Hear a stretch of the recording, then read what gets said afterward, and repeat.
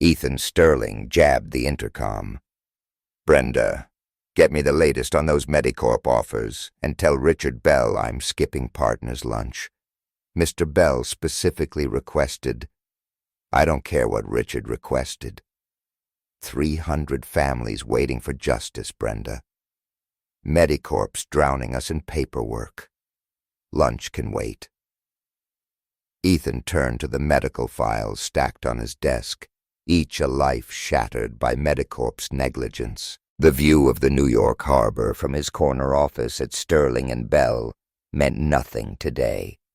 17 years of relentless dedication, taking cases others avoided, had earned him that view. He wouldn't let it distract him now, not from his biggest fight yet. His phone buzzed.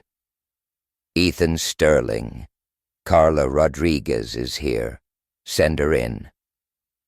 Carla Rodriguez entered, clutching her daughter's photo. 3 years since Sophia's death, but Carla's pain was raw. "Mrs. Rodriguez, please, sit." Ethan gestured to the chair. "Updates on the class action. They offered again?" Carla's voice was sharp. "How much this time?" 20 million, class-wide. Ethan's jaw tightened. Confidentiality. No admission. Less than last time. Carla's grip tightened on the photo. "They think we're desperate. They're wrong." Ethan pulled out a thick folder. Systemic negligence. Decades back. Falsified quality reports. Ignored safety protocols. Just the start. "How many?" Carla asked. "How many like Sophia?" 300 confirmed. Thousands more potential. Undocumented. Ethan leaned forward. "Mrs. Rodriguez, Medicorp will push settlements. Numbers will rise. But if we hold out, jury trial." "I didn't come for money, Mr. Sterling." Carla placed Sophia's photo on his desk. Sophia was 17, wanted to be a doctor. Medication for her heart. Poisoned her instead. Her voice cracked. "I want them to admit it. Everyone to know." Ethan nodded, expression hardening. "We keep fighting. Teams digging through decades of internal docs, falsified tests, cover-ups, deaths, execs choosing profits over safety. We'll expose it all. Knock at the door." "Ethan, sorry to interrupt." Olivia Sterling, Ethan's wife, in NYU surgical scrubs.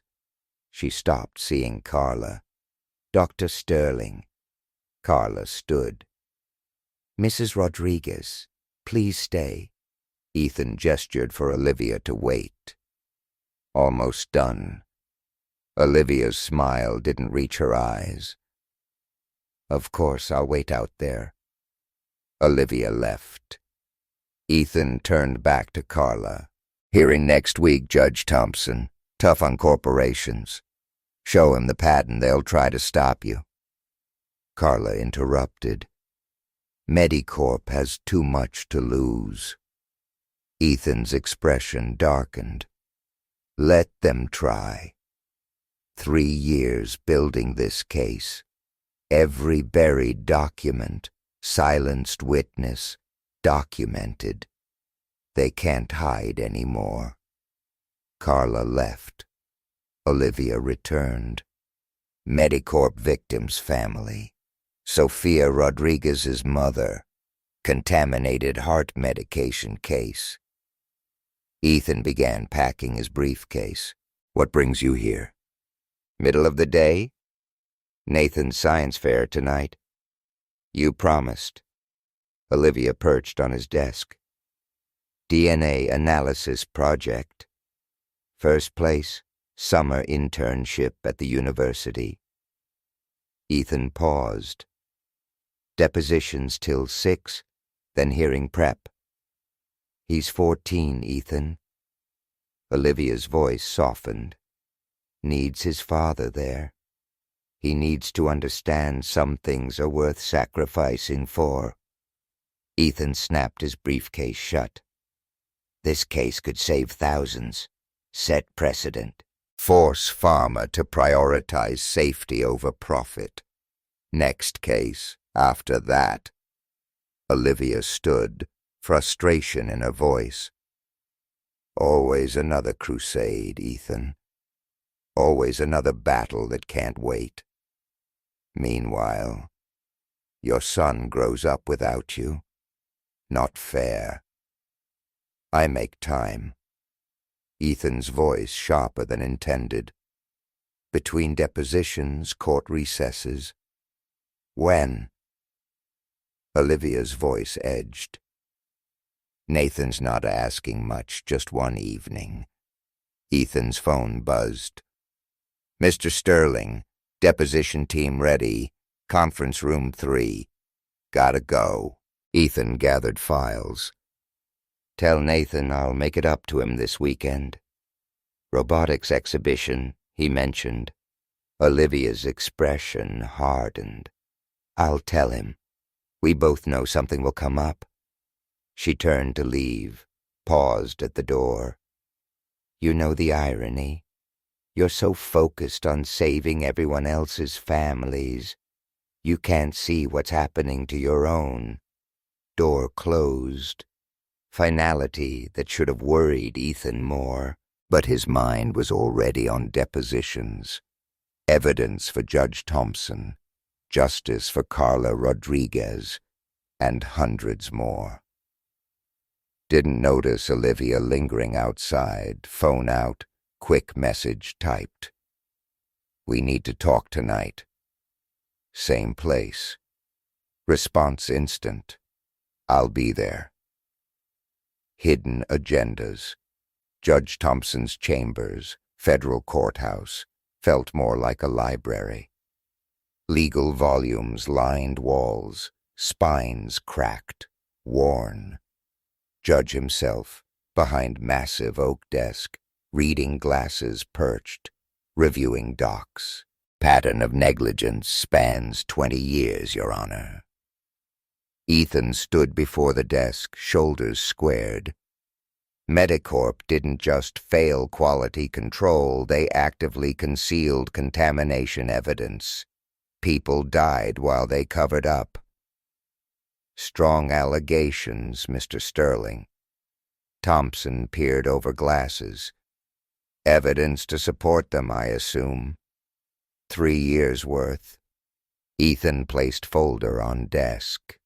Internal memos showing execs new contamination risks. Calculated cheaper to settle than fix manufacturing. Your Honor, David Miller, Medicorp lead counsel, interjected. Documents obtained through discovery covered by confidentiality, which don't apply when documents show criminal conduct. Ethan's voice, cold precision. Page 37, Your Honor. Memo from Victor Diaz himself, ordering falsified quality control reports. Thompson picked up document. Expression grave. Mr. Miller, client's conduct appears beyond mere negligence. Documents suggest deliberate deception. We dispute authenticity. Miller started to rise. Serious concerns how Mr. Sterling's team obtained them. Proper discovery channels. Every step documented. Ethan's interruption. Contempt. Unlike your client's habit of accidentally shredding evidence. Gentlemen, Thompson's tone ended exchange. Mr. Sterling, I'll review materials carefully. Mr. Miller, advise client attempting to seal or destroy evidence not viewed favorably. Removed glasses. Reconvene tomorrow morning, ruling on class certification. Outside chambers, Miller caught up to Ethan. Mistake, Sterling. Medicorp prepared to increase settlement substantially. Save it. Ethan didn't break stride. Client had chances to make this right. Chose to hide evidence, blame victims. Now, consequences. Not thinking this through, Miller grabbed Ethan's arm, stopping him. Deeper than you know. People in positions of power. Ethan jerked arm free. Threat, James? Choose next words carefully. Miller stepped back, adjusting tie. Friendly advice. Some fights aren't worth the cost. Ethan leaned in. Whisper. Tell Victor Diaz, if he wants to threaten me, do it himself. Tell him, when I'm done, he won't just lose company, he'll lose freedom. Ethan walked away. Didn't notice Carla Jenkins, Judge Thompson's clerk, watching from around corner. Waited till Ethan gone. Phone out. Quick dial. Judge Carla, need to talk. Suspicious rulings. You asked me to review. Found something. Something big. Glanced around empty hallway. Not over phone. Meet tonight. Richard Bell ended call. Expression dark. Depressed intercom. Victor Diaz, Medicorp, secure line. Connection, instant. Richard, good news. Thompson's going to rule against us. Richard's fingers drummed desk. Sterling found quality control memos. Impossible. Destroyed years ago. Apparently not all. Richard's jaw tightened. Enough to prove systemic negligence. Jury. Can't get to jury. Diaz's voice. Panic. Understand what happens if this goes public? Stock crash. Regulators swarm. Everything we built. Calm down, Victor. Richard's tone measured. Ways to handle this. Expensive. Permanent. Long pause. Whatever it costs. Just make it go away. I'll set things in motion. But Victor... Richard's voice hardened. When this is done, remember who saved your company. Existing arrangements between Medicorp and firm renegotiated. Ended call. Richard buzzed assistant. Kevin Hayes, tech. And find out where Ethan Sterling's wife has lunch. Perfect frame. News of Judge Thompson's murder exploded through New York's legal community. Bombshell. Found beaten to death. Own gavel. Respected federal judge investigating suspicious rulings suddenly seemed sinister. Detective Lena Park stood in judge's chambers. Crime scene. Blood-spattered law books. Heavy bronze gavel nearby, smeared red. Time of death? Park asked medical examiner. Between 9 and 11 last night. Dr. Rogers pointed to judge's head. Multiple blunt force traumas. Killer right-handed, wound angles, strong. Park nodded toward broken cufflink near desk. Monogrammed ES, silver. Blood traces in parking garage. Partner added. Level B2, space 127. Registered to Ethan Sterling.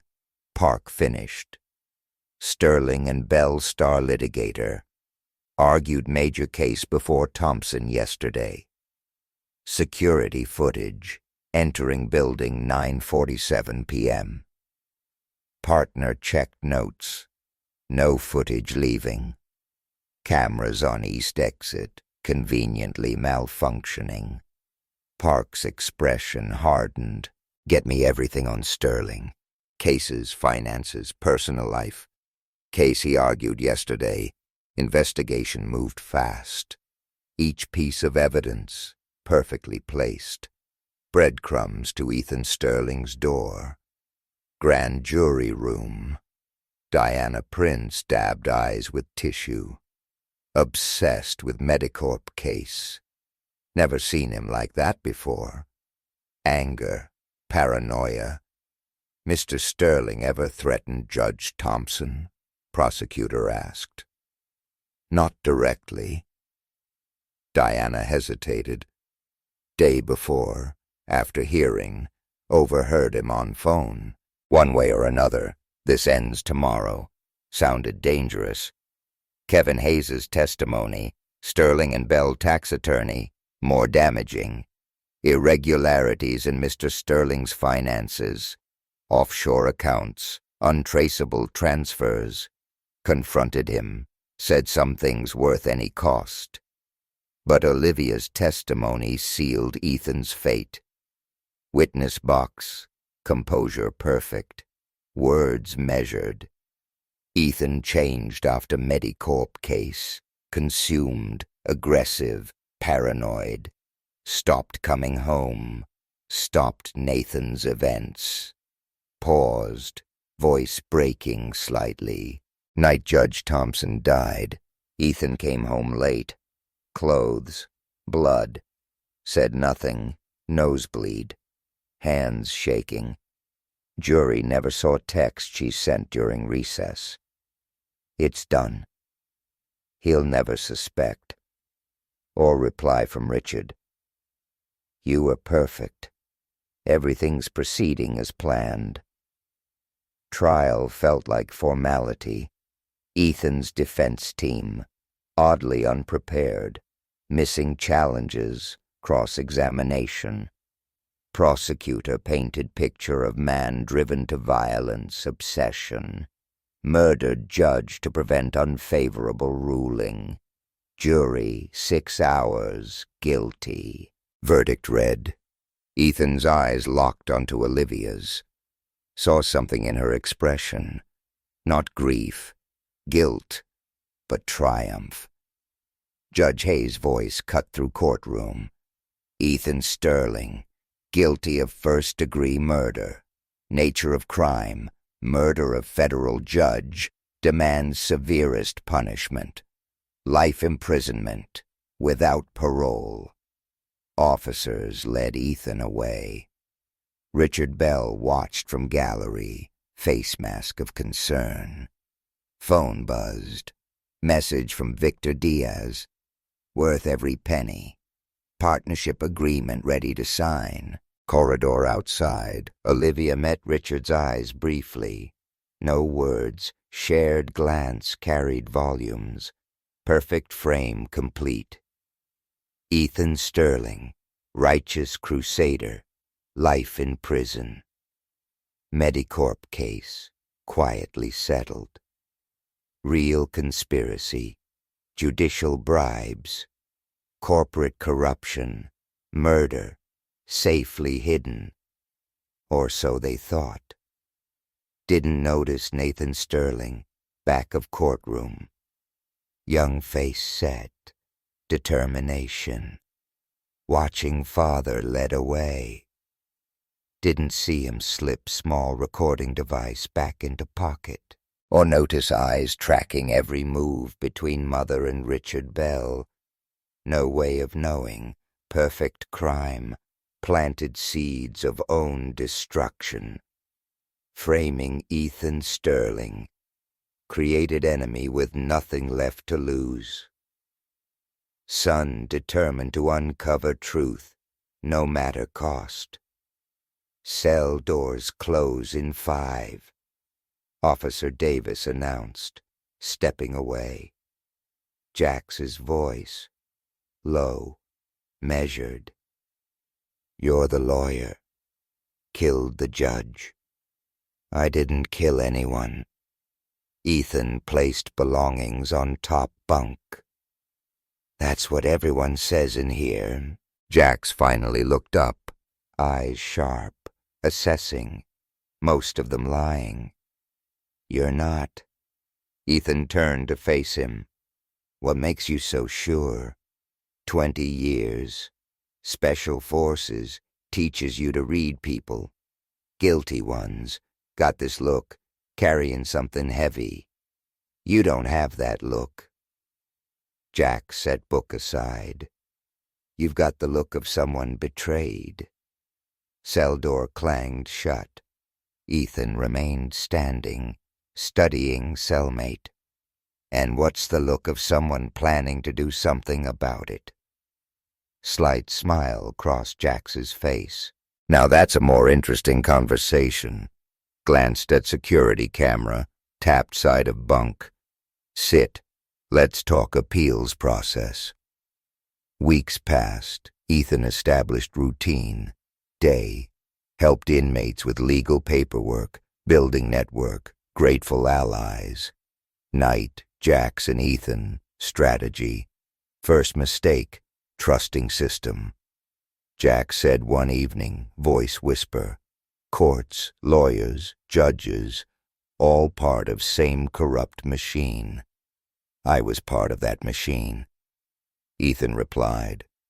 Thought I could use it to fight for justice. And now I know better. Ethan's voice, dangerous edge. System protected guilty, condemned innocent.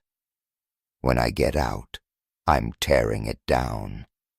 Jax nodded approvingly. That's why I'm going to introduce you to some people. Men like us, seen truth about justice in America. Ex-military, intelligence officers, operators. Wrongly convicted, but not without resources. What kind of resources? Kind that can reach beyond these walls. Jax pulled out contraband phone, shielded from camera. Maintained networks. Eyes, ears in places that matter. People who owe us favors. Ethan considered this. Why help me? Because you're not first person framed by powerful people. Watching Sterling and Bell for years. Your case fits a pattern. Knock on cell wall interrupted them. Jax quickly concealed phone. That's Marcus Cole, former CIA analyst. 3 cells down. Got something to show you. Yard time. Next day, Ethan met Marcus Cole, weathered man, 60s, spent time in prison library. Your son's been busy, Marcus said, sliding newspaper across table. Nathan Sterling, age 14, won state science fair. Project on digital forensics, data recovery. Ethan picked up paper, Sophia's photo, accepting award. Nathan's expression, not triumph, determination. Not just studying forensics. Marcus continued. Meeting someone. Girl named Chloe Davis. Davis. Ethan's eyes narrowed. Relation to Emily Davis? Sister died from Medicorp contaminated medication last year. Marcus leaned forward. These kids, not just science fair partners, digging into your case. Ethan's hands tightened on newspaper. They're just children. If Richard finds out, that's why we're going to help them. Jax interjected, joining them. Marcus has contacts at MIT's computer science department. Guide kids, keep them safe while they work. And Olivia? Ethan's voice cold. Still their mother. Watching her too, Marcus said. Spends 3 nights a week at Four Seasons. Room registered to Richard Bell. Ethan's expression didn't change. Knuckles whitened. How long? Hotel records 3 years. Started around time you took Medicorp case. Jax watched cellmate carefully. Most men would break. News like this. Ethan just nodded, processing information. Lethal calm.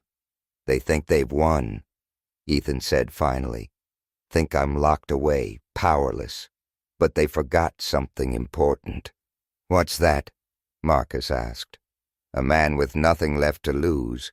Most dangerous enemy of all. Ethan's voice.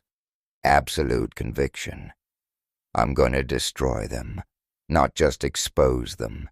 Destroy them. Take everything they have. Everything they care about. And I'm going to do it legally. So they can watch it happen. Know they can't stop it. Jax exchanged glance with Marcus. This was why they'd chosen to help Ethan Sterling. Not because innocent, but because he had will, capability, to bring down corrupt system. Then let's get started, Jax said. Marcus has access to prison surveillance footage. I've got men outside ready to move. And your son, he's already laying groundwork. Ethan looked at newspaper photo again, seeing Nathan's determination anew. Tell me everything you know about Chloe Davis. If these kids are going to help expose truth, we need to make sure they're protected. Allies in shadows. Leo Maxwell sat in car outside New York Globe building, waiting. 3 cups cold coffee littered dashboard, testament to hours of surveillance. Target emerged. Isabella Rossi, investigative reporter, known for exposing corporate corruption. Ms. Rossi. Leo called out, stepping from car. Need to talk about Ethan Sterling. Isabella's hand moved toward pepper spray. I don't discuss ongoing investigations with... I was his private investigator. 12 years. Leo held up hands. And I can prove he didn't kill Judge Thompson. 20 minutes later, back booth at O'Malley's bar, away from surveillance. Why come to me? Isabella asked, studying files Leo brought. Why not police? Because half NYPD in Sterling and Bell's pocket. Leo pulled out more documents. Look at these accident reports. 6 Medicorp whistleblowers past decade. All died in accidents right before they could testify. Isabella flipped through reports. These look legitimate, Surface. That's how they operate. Everything looks clean until you dig deeper. Leo leaned forward. I've spent last 3 months connecting dots. Judge Thompson, not just handling Medicorp case, investigating other judges, ones who consistently ruled for Sterling and Bell clients. You're talking systematic judicial corruption. I'm talking murder, bribery, corporate conspiracy. Leo pulled out one more file. And I think Judge Thompson's clerk can prove it. Finding Carla Jenkins proved challenging. After Thompson's murder, disappeared from public view, leave of absence from court. She's scared. Isabella said. One of their meetings? Good reason. I found 3 attempts to access her bank records last month. Someone's looking for her. We need to get to her first. Leo insisted. She was with Thompson day before murder. She knows something. Took 2 more weeks to track Carla down. Staying with relatives in upstate New York. Maiden name. I can't help you, Carla said, meeting them, hands shaking, pouring coffee. You don't understand what these people capable of. We understand perfectly, Isabella replied. That's why we're here. Judge Thompson kept notes, didn't he? Cases he was investigating? Carla's silence. Answer enough. Listen to me, Leo said quietly. Ethan Sterling in prison for murder he didn't commit. 14-year-old son out there, trying to clear father's name. Meanwhile, real killers walking free. Probably planning next move. They'll kill me. Carla's voice broke. Like they killed him. Not if we move first. Isabella pulled out recorder. Tell us everything. Every detail. We'll protect you. Get your story out. So broadly, silencing you would only confirm your testimony. Slowly, painfully, Carla began to talk. Describe Judge Thompson's growing suspicions, certain cases, how he documented irregular patterns, rulings favorable to Sterling and Bell clients, threatening phone calls day before. Carla's voice grew stronger. He showed me something. Pattern of payments, offshore accounts, millions of dollars moving through shell companies, always just before major rulings. We need those records, Leo said. I have them, Carla replied. Went to bedroom, returned with thick envelope. Everything he found, bank transfers, dates of rulings, phone records. She paused. He made copies, gave them to me for safekeeping. As Leo and Isabella examined documents, another ally making her own moves. Naomi Clark, Richard Bell's assistant, 8 years, spent months documenting boss's suspicious activities. Mr. Bell, dinner reservation at Le Bernardin confirmed. 8, Naomi said, entering Richard's office. Dr. Sterling joining you? Richard barely looked up from phone. Clear my schedule tomorrow night as well. And Naomi, this stays off official calendar. Of course, sir. Naomi made notes, countless other secret meetings, each documented, time-stamped, photographed when possible. Evening, small apartment, organizing evidence. Photos of Richard and Olivia entering hotels. Records of wire transfers, offshore accounts. Copies of documents seen him shred. Phone buzzed. Text from contact at Four Seasons. Bell asked about private dining room. Wants to reserve for next month. Looks like proposal set up. Naomi's hands tightened on phone. If Richard married Olivia, legally protected from testifying against each other. Time running out. Opened laptop, composing email to Leo Maxwell. Found contact through research. Verified connection to Ethan Sterling. I have information about Richard Bell and Olivia Sterling, she wrote. Evidence of their affair, conspiracy against Ethan Sterling. Much more, but we need to move quickly. Digital breadcrumbs, encryption military grade. Chloe Davis said, fingers flying over keyboard.